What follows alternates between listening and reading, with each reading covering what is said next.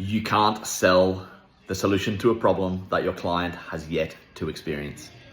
One of the mistakes that we see a lot, and I used to make it myself, by the way, when I was selling houses, is that in your discovery sessions with your clients, you are asking questions about the future. You're talking about the house. You're talking about the builder, as in you.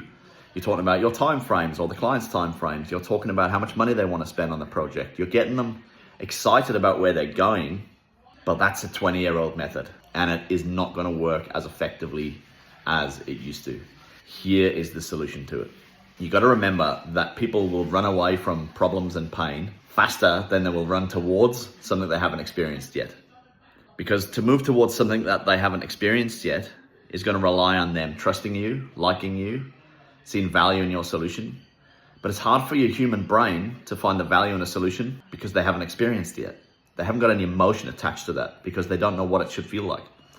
What they do have emotion attached to is what they're dealing with right now, the problems that they're solving at the moment, and the things they've experienced in the past.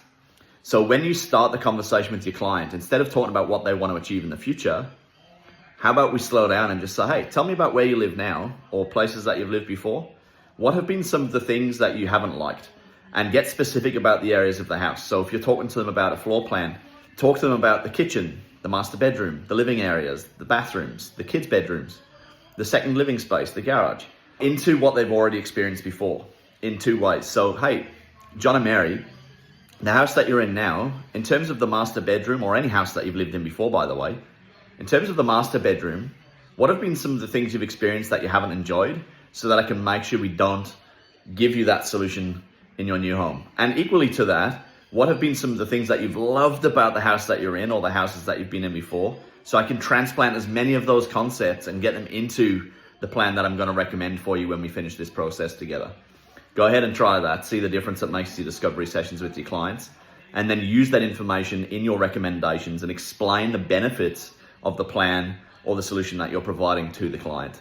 You watch what happens to your sales. I think you'll see a really good improvement.